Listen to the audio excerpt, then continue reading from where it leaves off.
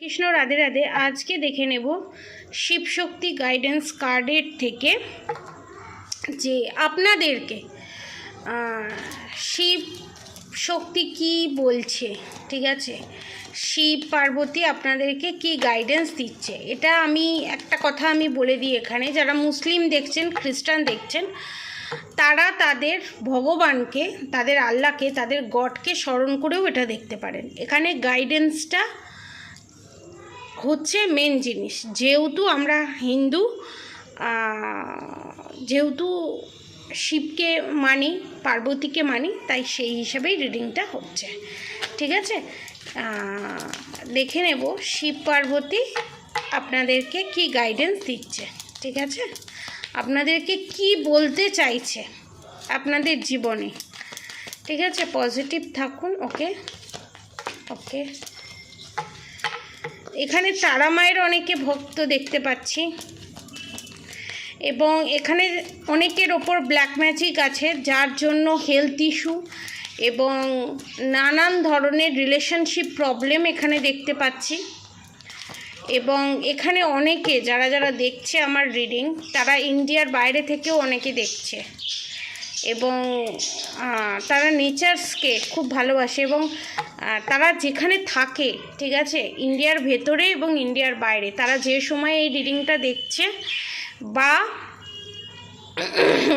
যে সময় দাঁড়িয়ে থেকে এই রিডিংটা হচ্ছে, ঠিক আছে, সেখানে নেচার্সের ভিউটা খুব সুন্দর, মানে দারুণ ভিউ, নেচার্সের ভিউটা মারাত্মক সুন্দর, ঠিক আছে। দেখে নেব ওয়ান মোর কার্ড প্লিজ। এবং নেচার্স লাভার এখানে দেখতে পাচ্ছি। বটম অফ দ্য ডেক এসছে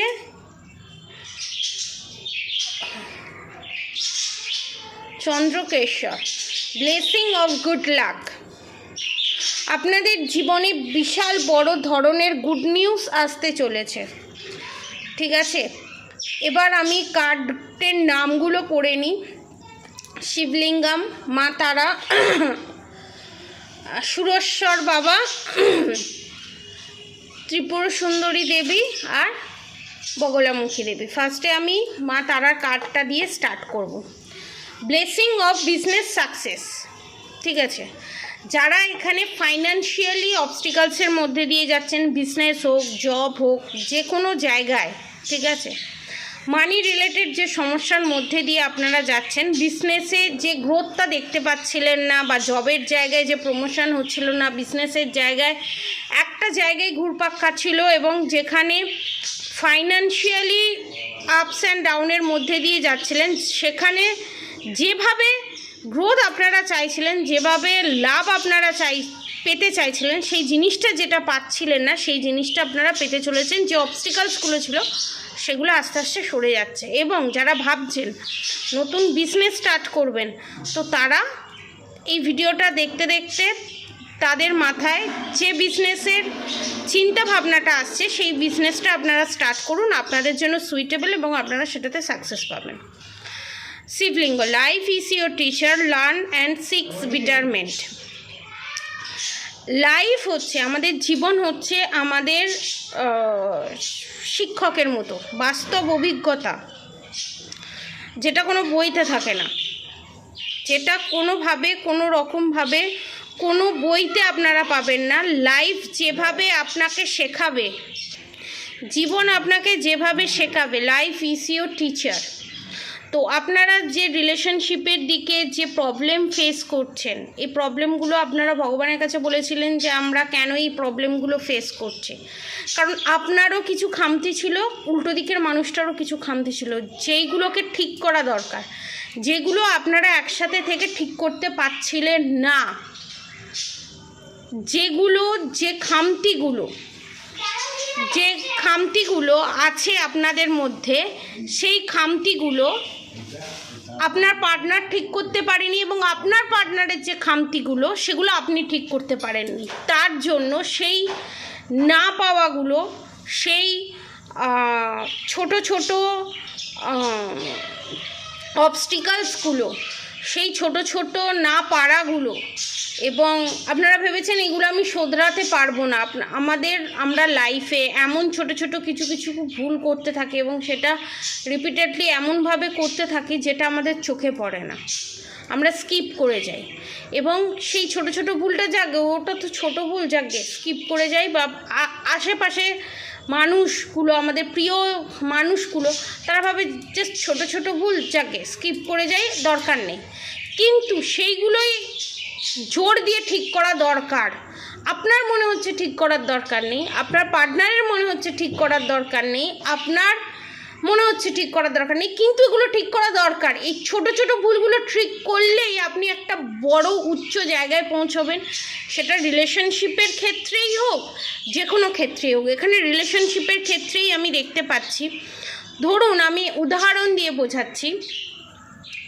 আপনাদের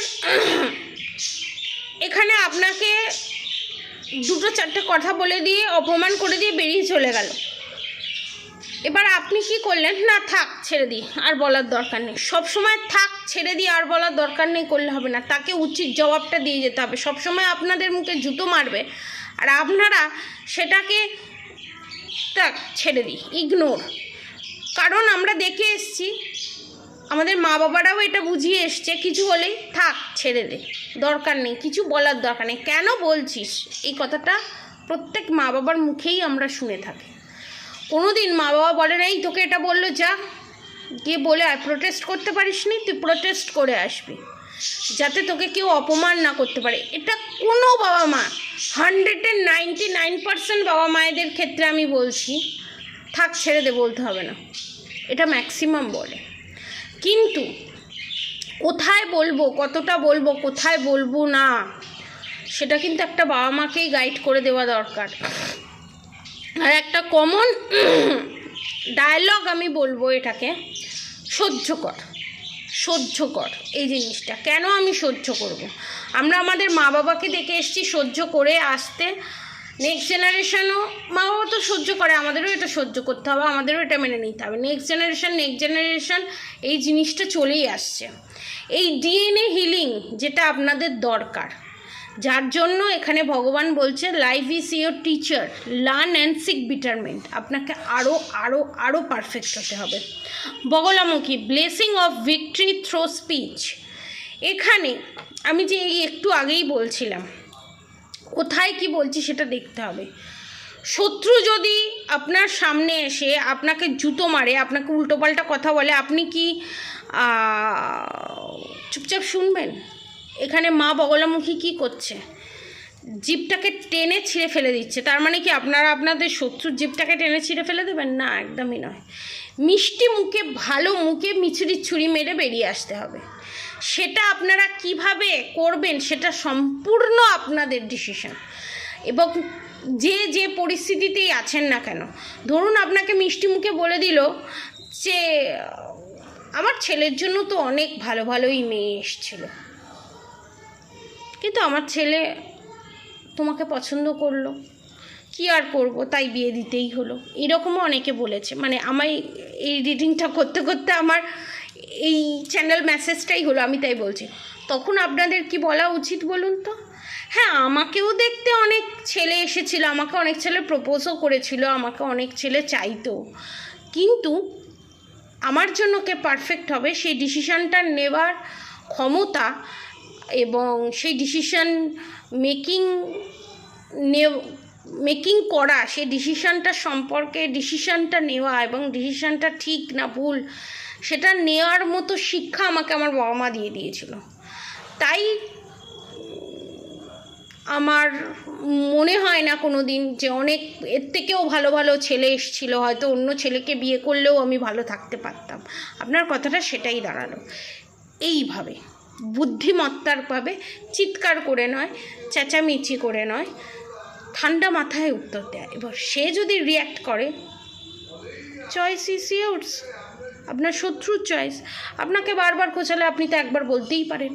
তখন যখন আপনার পার্টনারকে বলবে, তখন আপনার পার্টনারকে আপনি বলবেন যে এইভাবে দিনের পর দিন। এবং পার্টনার এখানে সাপোর্টিভ নয়, অনেকের ক্ষেত্রে দেখছে এখানে সাপোর্টিভ নয়। দরকার নেই সাপোর্টিভ হওয়ার। আপনার সাপোর্ট আপনি নিজে করুন। কেন আমাদের প্রতিবাদ করার জন্য একটা আলাদা পার্সনের দরকার পড়বে? আমরা আমাদের নিজের প্রোটেক্ট কেন করতে পারবো না? সেটা ফিজিক্যাল ফর্মেই হোক, মেন্টাল ফর্মেই হোক। আমাদের ভগবান দুটো হাত দিয়েছে, দুটো পা দিয়েছে, মুখ দিয়েছে, দুটো চোখ দিয়েছে, দুটো কান দিয়েছে, একটা মাথা দিয়েছে, পেট দিয়েছে। কেউ অন্যজন খেলে তো আমাদের পেটটা ভরে না। তাহলে আমাদেরকে যদি কেউ কিছু বলে, আমাদের হয়ে আমরা কেন এক্সপেক্ট করি যে আমাদের হয়ে আমার পার্টনার, আমার মা বাবা, আমার এই ব্লা ব্লা ব্লা সবাই বলবে? আমাদের ডিসিশন আমরা কেন নিতে পারি না?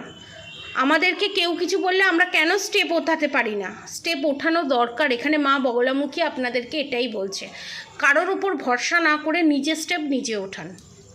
Tripura Sundari Devi, blessing of happy marriage life relationship. এই রিলেশনশিপে যে আপনাকে সাপোর্ট করছিল না, যে সাপোর্টিভ রিলেশনশিপটা আপনারা পাচ্ছিলেন না, সেই সাপোর্টটা তখনই পাবেন যখন আপনারা আপনাদের নিজেদের স্টেপ নিজেরা ওঠাতে পারবেন। নিজেদের স্টেপ নিজেরা ওঠাতে পারবেন।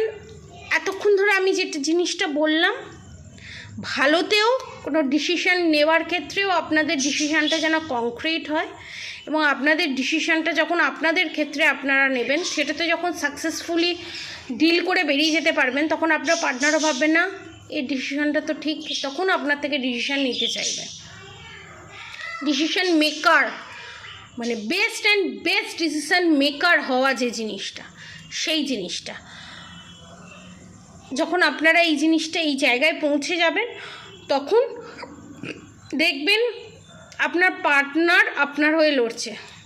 তখন আপনি আপনার পার্টনারকে বলবেন যে এখন লড়ার কোনো প্রয়োজন নেই, আমি এখন নিজের হয়ে নিজে লড়তে পারি।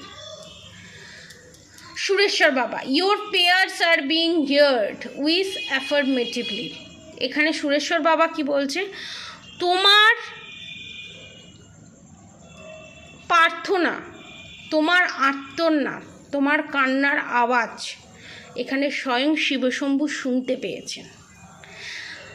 যারা কোয়েশ্চেন মার্ক করেছিলেন যে ভগবান কি আমার কথা শুনছে, ভগবানকে আমি যা যা বলেছিলাম সে কথাগুলোকে আদতেও শুনেছে, আমার কষ্ট কি ভগবানের কান অবধি কি পৌঁছেছে?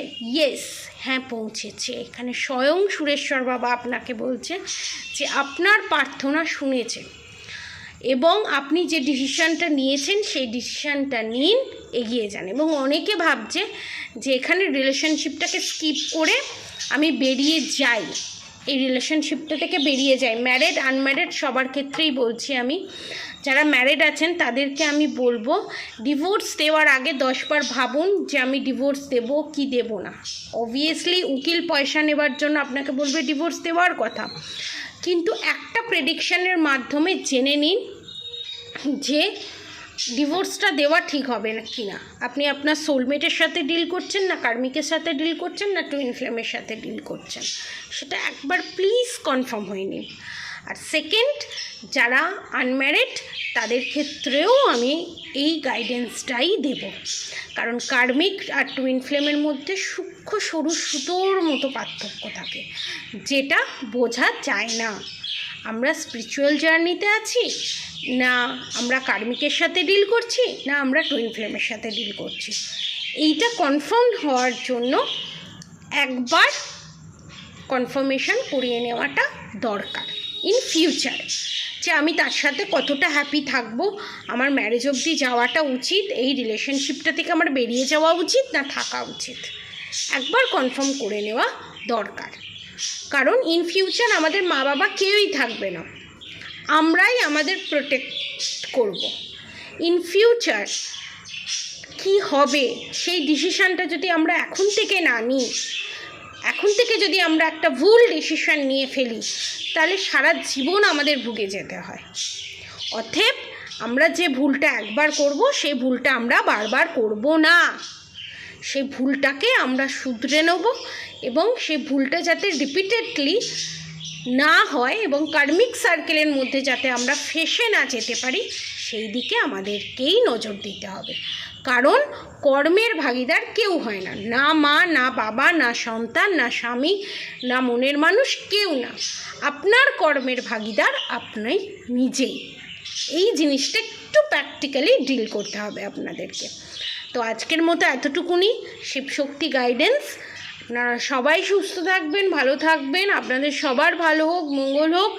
আর অবশ্যই অবশ্যই করে রাধা গৌরী হরহরি, রাধা গৌরী রাধে রাধে মন্ত্র চ্যান্টিং করতে একদম ভুলবেন না। হরে কৃষ্ণ কৃষ্ণ কৃষ্ণ হরে হরে, হরে রাম রাম রাম হরে হরে মন্ত্র চ্যান্টিং করতে একদম ভুলবেন না। আজকের মতো এতটুকুনি। আপনারা সবাই সুস্থ থাকবেন, ভালো থাকবেন। রাধে রাধে।